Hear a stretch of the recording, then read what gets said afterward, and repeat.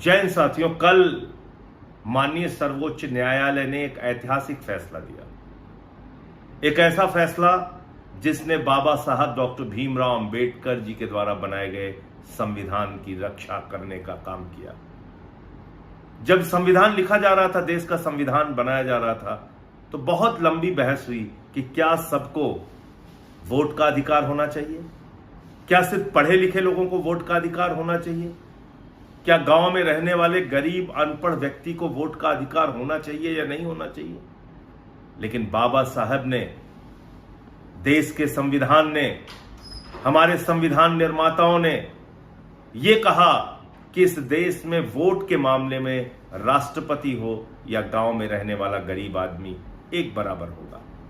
Vote का अधिकार सबको होगा और सबका वोट एक गिना जाएगा। उस अधिकार को छीनने की कोशिश की गई, उस अधिकार पे डाका डालने की कोशिश की गई, उस अधिकार पे वोट चोरी करने की कोशिश की गई और इसके बहुत सारे साक्ष्य और प्रमाण सामने आए। एसआईआर क्या है? एसआईआर, जिस एसआईआर के तहत 65 लाख लोगों के नाम काट दिए गए, 65 लाख बिहार के मतदाताओं को वोट करने से वंचित किया जाएगा। उनके वोट का अधिकार छीनने की कोशिश की गई चुनाव आयोग के द्वारा। और कैसे की गई? जिंदा लोगों को मरा हुआ साबित कर दिया, मरे हुए लोगों को जिंदा साबित कर दिया, कुत्ते का निवास प्रमाण पत्र बन रहा है बिहार में, ट्रंप का वोट बिहार में बन रहा है। ऐसे हास्यास्पद मामले सामने आए जिसको देख के लोग हैरान हैं कि आखिर ये हो क्या रहा है। और ये कौन सा एसआईआर है जिसमें आप सिर्फ 65 लाख वोट डिलीट करने का काम कर रहे हैं, आप वोट जोड़ने का काम नहीं कर रहे हैं।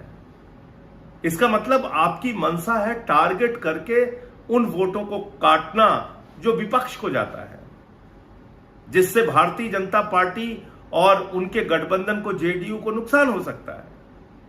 इसका तो साफ मतलब यही है, क्योंकि अगर आप कह रहे हैं कि यह गहन पुनरीक्षण है मतदाता सूची की, तो उसमें नाम कटने भी चाहिए और नाम जुड़ने भी चाहिए। आपने तो एक वोट भी नहीं जोड़ा, आपने तो सिर्फ 65 लाख वोट काट दिए, सीधे सीधे काट दिए। और इस पर कल माननीय सर्वोच्च न्यायालय ने कहा कि वो 65 लाख नाम कौन से हैं, आपने क्यों काटे हैं, क्या उसका आधार है, इसको सार्वजनिक कीजिए। चुनाव आयोग ने बहुत सारे बहाने किए, भारतीय जनता पार्टी लगातार उनके पक्ष में खड़ी है। तो ये तो चोर चोर मौसेदे भाई का गठबंधन हो गया। चुनाव आयोग की चोरी में भारतीय जनता पार्टी वाले उनके साथ क्यों खड़े हैं? इसका मतलब भारतीय जनता पार्टी के इशारे पर चुनाव आयोग की यह चोरी चल रही थी, उनके इशारे पे यह सब कुछ हो रहा था। कह रहे हैं हम नहीं बताएंगे हमने क्यों आपका नाम काटा है, हम नहीं बताएंगे कि 65 लाख वोट हमने क्यों काट दिए। उसके काटने का आधार क्या है? माननीय सर्वोच्च न्यायालय ने कहा उन 65 लाख वोटों के बारे में जानकारी सार्वजनिक कीजिए, ब्लॉक लेवल पे भी सार्वजनिक कीजिए, बूथ लेवल पे भी सार्वजनिक कीजिए, सारा डेटा आप ऑनलाइन कीजिए जिससे कोई भी आदमी सर्च कर सके, जान सके, देख सके उसका नाम जुड़ा है, कटा है तो क्यों कटा है। और इसमें तो जुड़ने का सवाल नहीं, कटा है। अब इसमें एक और नया खेल है जिसकी चर्चा मैं आज आपसे करना चाहता हूं। वो खेल है नॉट रिकमेंडेड। बिहार में एसआईआर के जरिए एक कैटेगरी बनाई गई है, नॉट रिकमेंडेड। अब ये नॉट रिकमेंडेड कैटेगरी क्या है, ये कहां से आई और इसका आधार क्या है, किसी को कुछ नहीं मालूम। 2 जिलों का उदाहरण सामने आया है, कई पत्रकारों के माध्यम से और कई बुद्धिजीवियों के माध्यम से। और उसमें क्या कहा गया है कि इस गहन पुनरीक्षण प्रक्रिया के जरिए, यानी कि एसआईआर के जरिए, दरभंगा डिस्ट्रिक्ट में जहां पर 30 लाख वोट थे उसको काट कर 28 लाख वोट कर दिया गया, यानी 2 लाख मतदाता एसआईआर के जरिए डिलीट कर दिए गए। अब बचे 28 लाख मतदाता। अब उन 28 लाख मतदाताओं में 2,94,000 मतदाताओं का नाम बीएलओ के द्वारा नॉट रिकमेंडेड कर दिया गया। बात को समझिए, बूथ लेवल ऑफिसर जो लेखपाल होता है, जो स्कूल का टीचर होता है, या कोई और अधिक छोटे जो क्लास 3 के कर्मचारी होते हैं, उन्होंने नॉट रिकमेंडेड कैटेगरी में 2,94,000 वोट सिर्फ और सिर्फ दरभंगा जिले के रख दिए। अभी नॉट रिकमेंडेड किस आधार पे किया उन्होंने? यानी कि एक बीएलओ कह रहा है कि संजय सिंह का नाम जुड़ना चाहिए, नहीं जुड़ना चाहिए, और हम रिकमेंड कर रहे हैं कि इनका नाम नहीं जुड़ना चाहिए।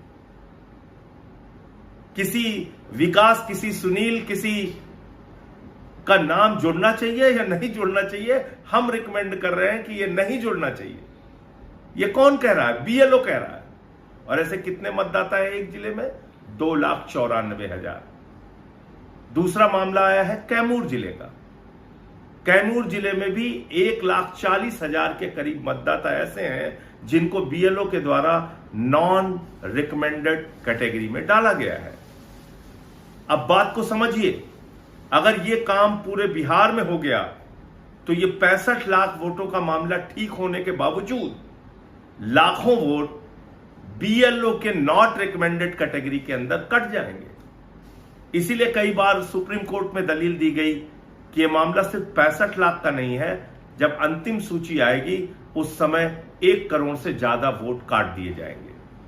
और ये इसी आधार पर कहा जा रहा है, एक जिले में 10%, 12% वोट अगर नॉट रिकमेंडेड कैटेगरी के अंदर कट गए तो फिर तो बिहार के चुनाव का कोई मतलब नहीं बचता। और मैं समझता हूं कि माननीय सर्वोच्च न्यायालय इस बात का संज्ञान जरूर लेगा और सभी पॉलिटिकल पार्टीज जो इस मुद्दे को उठा रही हैं, एसआईआर का विरोध कर रही हैं और जिस प्रक्रिया के तहत लोगों के नाम काटे जा रहे हैं मनमाने ढंग से, उस पर आवाज उठा रही हैं, उनको अभी बहुत लड़ाई लड़नी है। अभी आधी लड़ाई जीती गई है, आधी लड़ाई बाकी है। और आप कह सकते हैं कि आधे से ज्यादा लड़ाई बाकी है, क्योंकि ये नॉट रिकमेंडेड कैटेगरी कहां से आई और बीएलओ कैसे इसको नॉट रिकमेंडेड कर रहा है, ये तो किसी को पता नहीं। चुनाव आयोग बताने को तैयार नहीं। हम लोगों ने कभी भी सुना नहीं, जाना नहीं कि ये कौन सी कैटेगरी आ गई जो बीएलओ अपने आधार पे, अपने अधिकार के तहत नॉट रिकमेंडेड कर रहा है वोटर्स को। कहीं ये वो वोट तो नहीं जो दलितों के हैं, पिछड़ों के हैं, शोषितों के हैं, जो अपना वोट दोबारा बनवा नहीं सकते, जो ज्यादातर वोट विपक्ष के खाते में जाते हैं। कहीं ऐसे वोट तो टारगेट करके नहीं काटे गए, क्योंकि हमने दिल्ली में देखा अरविंद केजरीवाल जी की कॉन्स्टिट्यूएंसी में 42,000 वोट चुनाव शुरू होने से पहले डिलीट कर दिए गए और फिर वो नाम नहीं जुड़ पाए और केजरीवाल जी 4,000 वोटों से हार गए चुनाव और 42,000 वोट उनके यहां काट दिया गया। उनके ही विधानसभा क्षेत्र में एक केंद्रीय मंत्री के घर में मैंने स्वयं पकड़ा था और सार्वजनिक किया था, 33 vote, 35 vote, 22 vote, 25 vote, 15 vote ऐसे जुड़े थे, जिनके कोई पते एग्जिस्ट नहीं करते थे। ऐसे पतों पे 55 वोट जोड़े गए, कहीं गुमटी के पते पे, कहीं किसी जगह पे।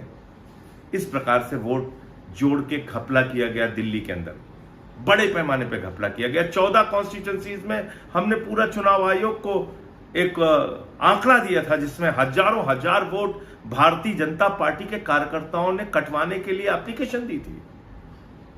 तो आप समझ सकते हैं कि ये चुनावी घोटाला करके भारतीय जनता पार्टी राज्य दर राज्य चुनाव जीत रही है, देश का चुनाव जीत रही है। फिर हमारे चुनावी लोकतंत्र का क्या होगा? फिर हमारे वोट के अधिकार का क्या होगा? फिर इस देश के संविधान का क्या होगा? फिर तो सरकारें मनमाने ढंग से भारतीय जनता पार्टी की बनती जाएंगी, उनके गठबंधन की बनती जाएंगी। तो इसलिए अभी आधी लड़ाई माननीय सर्वोच्च न्यायालय के फैसले के कारण जीती गई है, जिसमें आधार को माना गया है कि अपना कार्ड दिखा के, आधार कार्ड दिखा के कोई भी अपने वोट जुड़वा सकता है।